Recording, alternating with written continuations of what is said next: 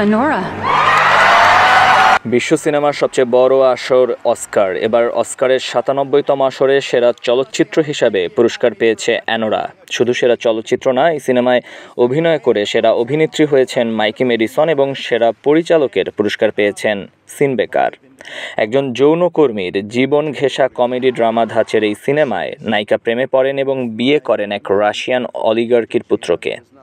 এরপর থেকে রুশ সেই পরিবারের তাদের বিয়ে ভাঙার সর্বাত্মক চেষ্টা এবং এই বিবাহিত যুগলের পারিবারিক এবং মনস্তাত্ত্বিক লড়াইয়ের গল্প নজর কেড়েছে অস্কারের।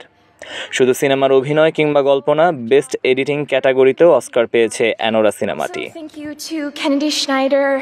Thank you to our incredible consultants. I also just want to again recognize and honor the sex worker community.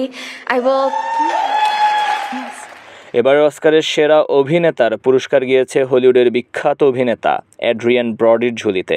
এবারই প্রথম না, এর আগে ২০০৩ সালে দ্য পিয়ানিস্ট সিনেমার জন্য অস্কার পেয়েছিলেন এই অভিনেতা। যারা দ্য পিয়ানিস্ট সিনেমা দেখেছেন তারা এক কথায় স্বীকার করেছেন ব্রডি একজন জাত অভিনেতা, যিনি যুদ্ধ আর ধ্বংসের সঙ্গে সঙ্গীত এবং শিল্পকলার মিথস্ক্রিয়া তুলে ধরেছেন সুচারুভাবে।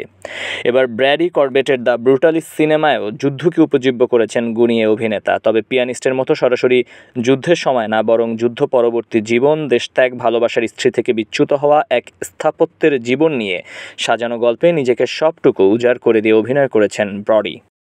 অন্যদিকে বিগত বছর জুড়ে ফিলিস্তিনের সাধারণ মানুষের উপর ইসরায়েলের আগ্রাসনের খবর ছিল বিশ্ব মিডিয়ার হেডলাইন। এবার সেই ঘটনার উপর ভিত্তি করে নির্মিত প্রামাণ্যচিত্র নো আদার ল্যান্ড পেয়েছে অস্কার পুরস্কার। পশ্চিম তীরে ইসরায়েলিদের আগ্রাসনের নানা চিত্র উঠে এসেছে এ ডকুমেন্টারিতে। এবারের আসরে সেরা সঙ্গীত শিল্পী হয়েছেন এমিলিয়া পেরেজ এবং সেরা বিদেশি ছবি হিসাবে জায়গা পেয়েছে ব্রাজিলিয়ান পরিচালক ওয়াল্টার সেলসের গোল্ডেন গ্লোব জেতা cinema I am still here.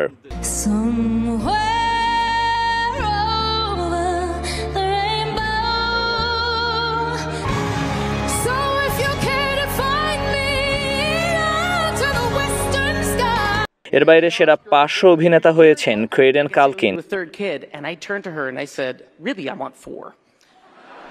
সেরা অ্যানিমেশন সিনেমার তকমা পেয়েছে ফ্লো এবং সেরা শর্ট ফিল্মের সম্মান অর্জন করেছে the only girl in the orchestra. I don't think about legacy. I just hope people remember me as someone who tried to do good work.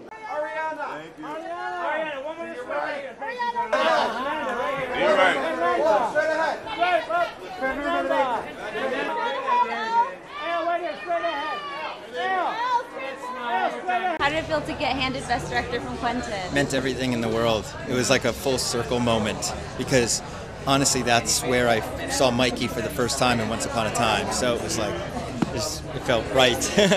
Congratulations. Congratulations.